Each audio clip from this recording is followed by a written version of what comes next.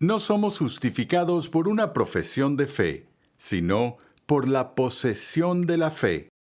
Debemos tener verdadera fe y si lo hacemos, entonces el fruto de esa fe comenzará a obrar inmediatamente.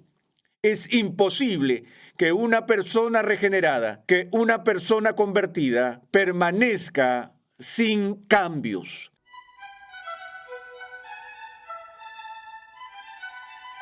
Cuando alguien ha sido justificado por la fe en Cristo, se inicia la obra transformadora de la santificación. Hoy continuamos con el episodio número 44 en la serie de enseñanza Fundamentos, un panorama general de la teología sistemática. En esta reveladora serie, el Dr. Sproul aborda una gran cantidad de preguntas sobre el origen y la autoridad de la Biblia, Dios, la Trinidad, el hombre, el pecado, la salvación, la revelación, los milagros, la iglesia, los últimos tiempos y mucho más. Nuestro crecimiento en la santificación no es una línea recta. Tiene cumbres y valles. A veces podemos entrar en valles muy oscuros. La madurez hace que las cumbres y los valles se suavicen un poco. Pasemos una vez más al salón de clases a escuchar al Dr. Sproul mientras analiza el camino de la santificación en la vida cristiana y el impacto que tiene para el crecimiento de los creyentes en la gracia. Cuando por primera vez me convertí a Cristo allá en Pittsburgh, Pensilvania, solía viajar desde la universidad todos los fines de semana. Mi madre era viuda y no conducía, así que yo manejaba a casa desde la universidad para llevarla de compras. Entonces, en el camino de regreso a la universidad el domingo por la noche, escuchaba la transmisión por la radio de la predicación del Dr. Robert J. Lamont desde la histórica primera iglesia presbiteriana de Pittsburgh. Y cuando estaba en el seminario tuve la oportunidad de conocer al doctor Lamont y había hecho una cita para una entrevista con él. Hice esa cita con su secretaria y recuerdo ir a la primera iglesia y estar muy nervioso e intimidado porque iba a conocer al gran doctor Lamont en persona. Y finalmente llegó el momento y la secretaria me llevó a su oficina y el doctor Lamont entró y me estrechó la mano y se sentó y me miró a los ojos y me dijo: ahora bien, joven, ¿qué hay en tu mente parcialmente santificada? Yo solo empecé a tartamudear, no respondí.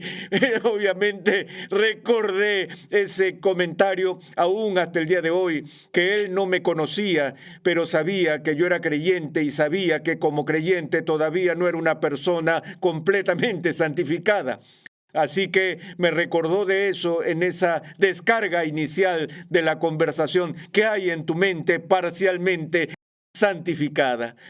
Bueno, la buena noticia de la fe cristiana no es solamente que estamos justificados por la justicia de otra persona y que no tenemos que esperar hasta que estemos plenamente santificados antes de que Dios nos acepte en comunión con Él y con su familia, como lo hemos visto, sino que Él nos declara justos y justos en virtud de la imputación o la transferencia de la justicia de Cristo a nuestro favor. Así que la buena noticia es, por otro lado, que aunque no somos personas totalmente santificadas y Dios es totalmente santo, que sin embargo podemos entrar en comunión con Él. Así que podríamos decir que es una mala noticia que mi santificación sea solo parcial. Sin embargo, la buena noticia es que la santificación, por parcial que sea en esta vida, es real. Y de lo que estamos hablando en este proceso de santificación es, en efecto, hacer justo o hacer santo al pueblo de Dios. Hemos visto que nuestra condición delante de Dios se basa en la justicia de otra persona, no en nuestra propia justicia. Sin embargo, en el momento en que somos justificados, un cambio real y verdadero es promulgado sobre nosotros por Dios el Espíritu Santo, de modo que este proceso de santificación por el cual estamos siendo hechos santos y llevados a conformidad con Cristo, de nuevo, somos hechura de sus manos, que el cambio de nuestra naturaleza hacia la santidad y hacia la rectitud empieza inmediatamente. Ahora, mencioné antes que Lutero, al declarar su doctrina de justificación, dijo que la justificación es solo por la fe, pero no por una fe que está sola, que si la verdadera fe está presente, en el instante en que la verdadera fe está presente en tu alma, empieza un cambio en tu naturaleza en sí, que el fruto de la santificación no solo es necesario como consecuencia de la justificación, sino que no solo es inevitable como consecuencia de tu justificación, sino que es inmediato. Es decir, empieza al instante. Ahora, digo esto para advertir a los que opinan que es posible que las personas se conviertan realmente a Cristo y o bien nunca dan buenos frutos porque permanecen carnales hasta el día en que mueren, o B, pasan por una temporada sin manifestar ningún cambio en su comportamiento, aunque inevitablemente empezarán a hacerlo en algún momento u otro a fin de estar por una temporada en un estado de carnalidad pura. Ahora, no tengo ninguna disputa con el lenguaje en ese momento si entendemos que todos los cristianos somos carnales a lo largo de nuestras vidas, en cierto sentido. Es decir, nunca en este mundo vencemos por completo el impacto de la carne. En ese sentido, Pablo habla de los cristianos como carnales. Ellos aún tienen que luchar con la carne y el viejo hombre no está muerto total y completamente hasta que entremos en gloria. Pero a veces la gente usa esta expresión cristiano carnal para referirse a alguien que es completamente carnal. Y es en ese momento que pongo reparos. Yo diría que si alguien está completamente en la carne, sin evidencia de algún cambio en su naturaleza, entonces de lo que estamos hablando aquí no es de un cristiano, sino de un no cristiano carnal. Entonces creo que tenemos que entender que a veces la gente es muy celosa de mantener muy altos los números de nuestros convertidos en conferencias que somos reacios a decir que hay personas que hacen una falsa profesión de fe. Y si una persona hace una profesión falsa y no muestra ningún tipo de fruto, eso indica que fue una profesión de fe, pero no una conversión real. De nuevo, no somos justificados por la profesión de fe. Somos justificados por la posesión de la fe. Debemos tener verdadera fe y si lo hacemos, entonces el fruto de esa fe comenzará a obrar inmediatamente. Es imposible que una persona regenerada, que una persona convertida permanezca sin cambios. La misma presencia de la nueva naturaleza, la misma presencia y poder del Espíritu Santo habitando, indica lo contrario, que de hecho somos personas cambiadas y que cambian.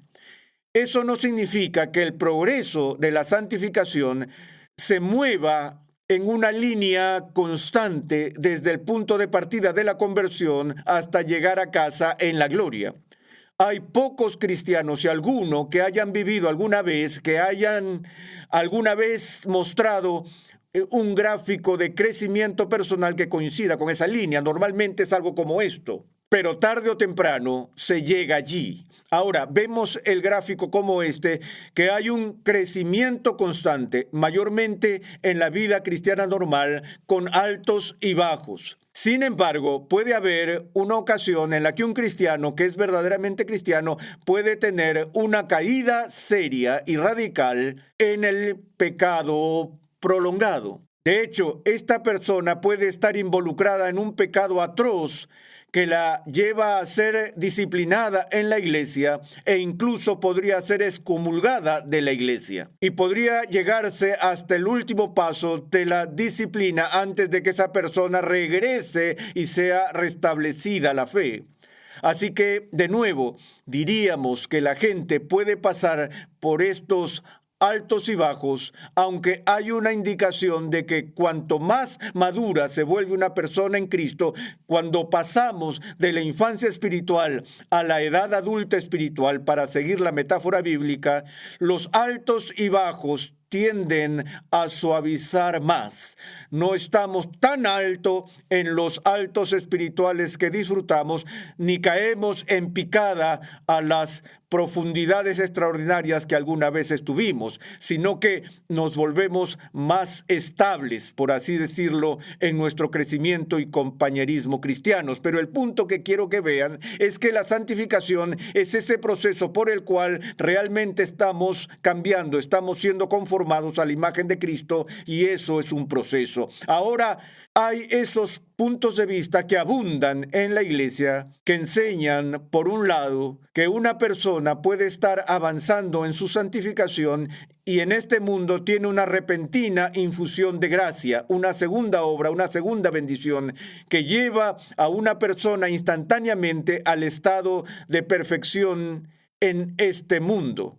Y como ya dije, ha habido muchas iglesias que enseñan una clase o forma de perfeccionismo. Y muy relacionado al perfeccionismo están aquellos movimientos que son aún más generalizados y más populares, que prometen algún tipo de salto instantáneo de santificación a través de una experiencia de vida más profunda o una comunión más profunda con el Espíritu Santo, donde eres lleno del Espíritu Santo o algo así. Y a pesar que muchas de estas personas se quedarían cortas para enseñar el perfeccionismo total, sin embargo, hablan prácticamente de dos tipos diferentes de cristianos: aquellos que están en un patrón de crecimiento normal y aquellos que pueden tener ese repentino salto electrizante de santificación a través de una experiencia más profunda con el Espíritu Santo. Bueno, deseo ser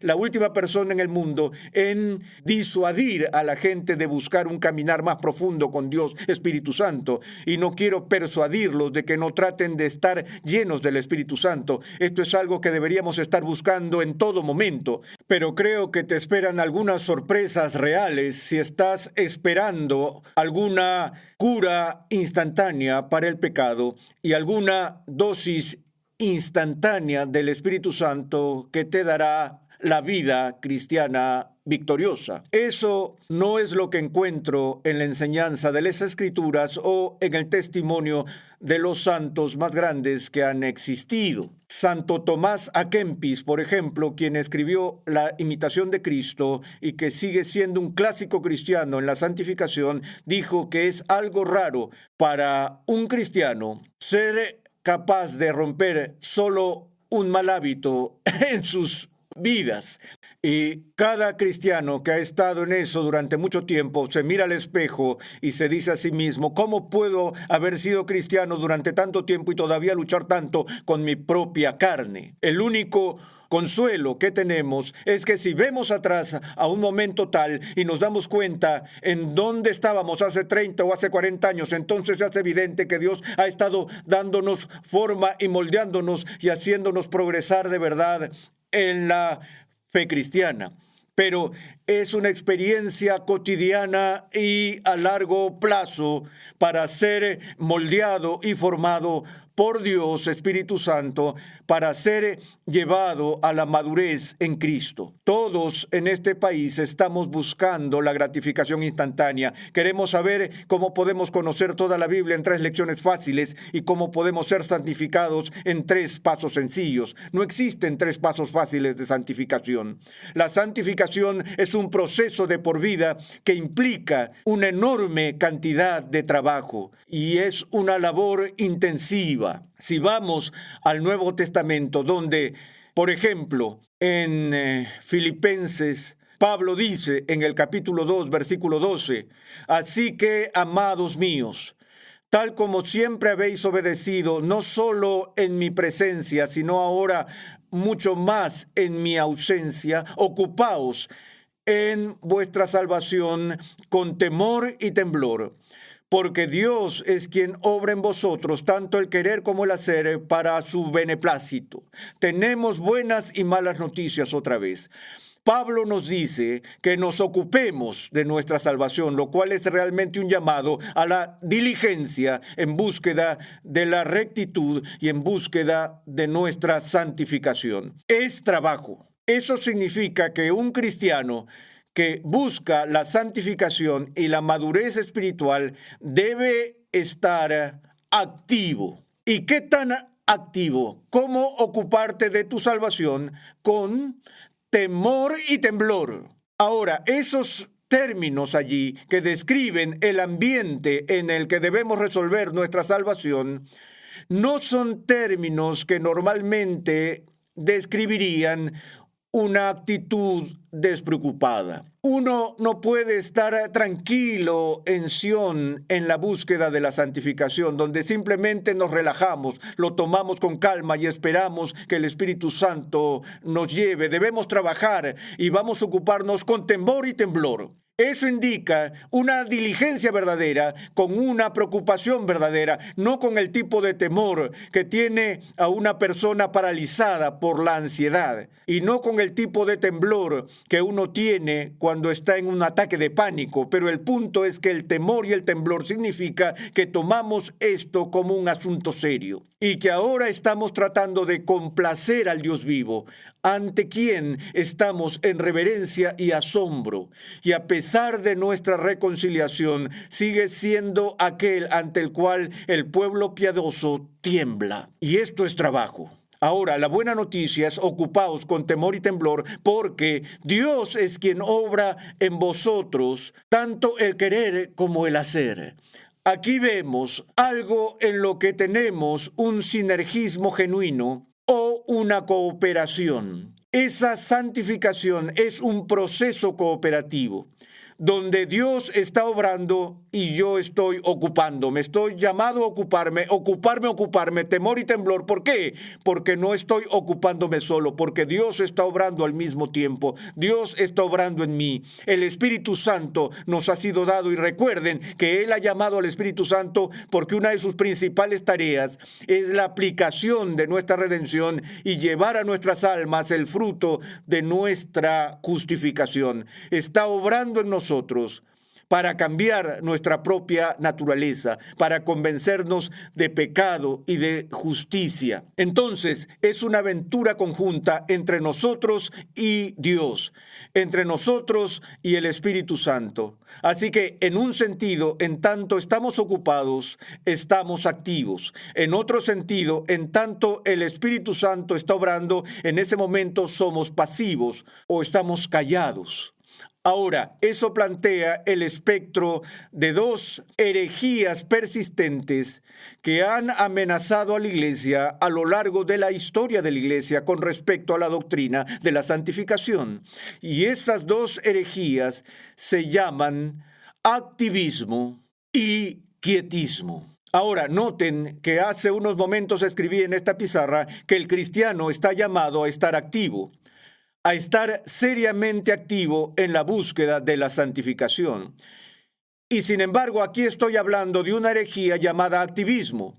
Bueno, ¿cuál es la diferencia? Bueno, la diferencia se encuentra en estas últimas tres letras. Cada vez que ves ese ismo unido a una palabra, la palabra misma puede ser una palabra perfectamente legítima hasta que el ismo es añadido. Por ejemplo, yo existo, pero eso no me hace un defensor del existencialismo. Soy humano, pero no adopto el humanismo, y así por el estilo. Así que debemos estar activos sin alcanzar el activismo. Bueno, ¿qué es el activismo? El activismo es la herejía de la justicia propia, de la justicia de las obras, donde una persona ve la búsqueda de la santificación como algo que logra en sí misma, por sí misma. que ellos son de la mentalidad espiritual de los que hacen las cosas por sus propias fuerzas. No necesito de la gracia de Dios, no necesito de la ayuda del Espíritu Santo. Voy a hacer de la rectitud un logro que puedo hacer por mi cuenta a través de mi propia energía y a través de mi propia actividad. Así que hay un tipo de acto propio de autosuficiencia pura para la santificación, lo cual debe ser rechazado. Por otro lado está el error del quietismo que introdujeron los místicos franceses en el siglo XVII, quienes dijeron que la obra de santificación es exclusivamente obra del Espíritu Santo. No necesitas ser ejercitado al respecto, no necesitas estar tratando de ser santificado. Todo lo que necesitas hacer es estar quieto. No interrumpas. Es obra de Dios el santificarte. Es una especie de monergismo trasladado de la regeneración a lo largo de toda la vida cristiana. Y su lema, tal vez te sorprenda oír esto, era: suelta eso y déjaselo a Dios. Ahora, ¿cuántas veces has oído esto en tu experiencia cristiana? Ahora, puede haber momentos en los que es importante dejarlo ir. Si nos aferramos estrictamente en nuestra propia fuerza y estamos ignorando la gracia de Dios y no dependiendo y confiando en la ayuda del Espíritu Santo y somos puros activistas, entonces es hora de estar quietos.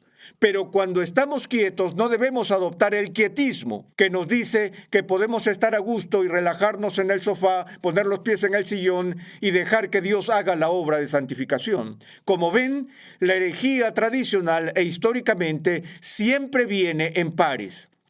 Y siempre viene como una distorsión en una u otra dirección. Así que el activismo está de este lado como una herejía, el quietismo de ese otro lado.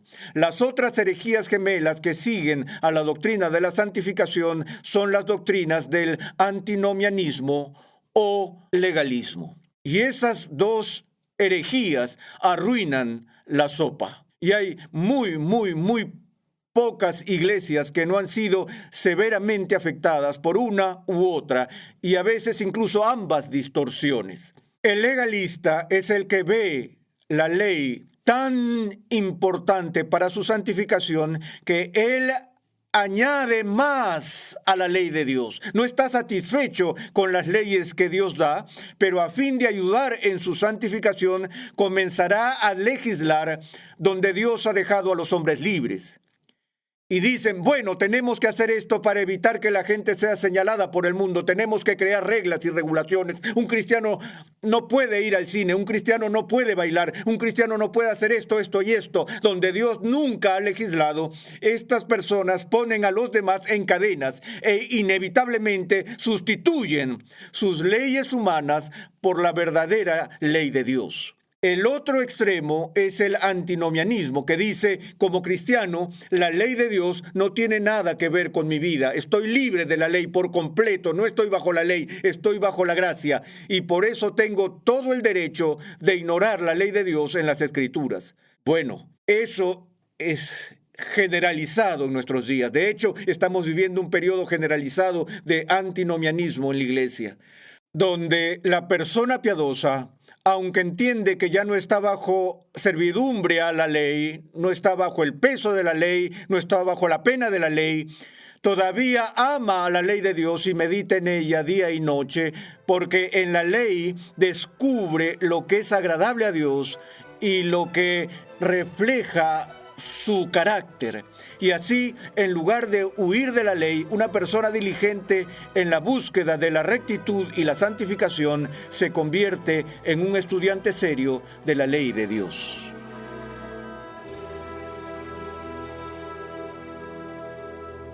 Gracias una vez más por la sintonía en el día de hoy.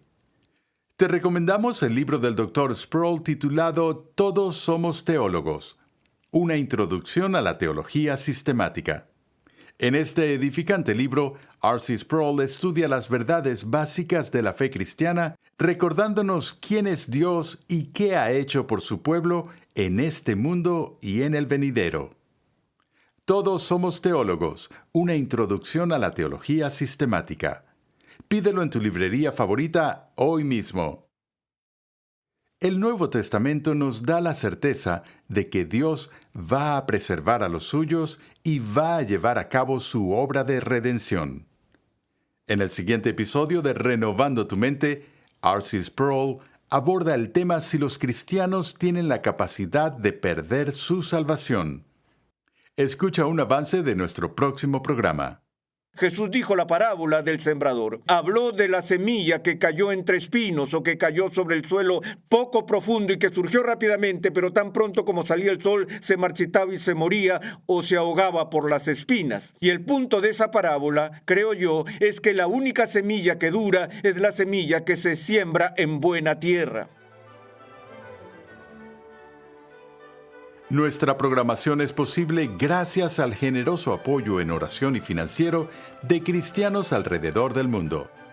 Para hacer tu donación, por favor visita nuestra página web renovandotumente.org.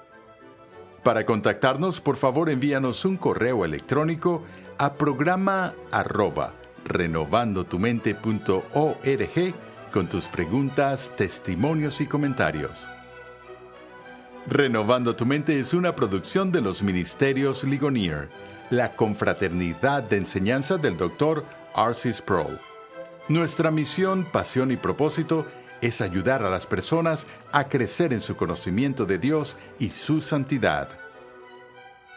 Sintonízanos nuevamente en esta misma emisora y en este mismo horario y únete a nuestra gran comunidad virtual en las redes sociales.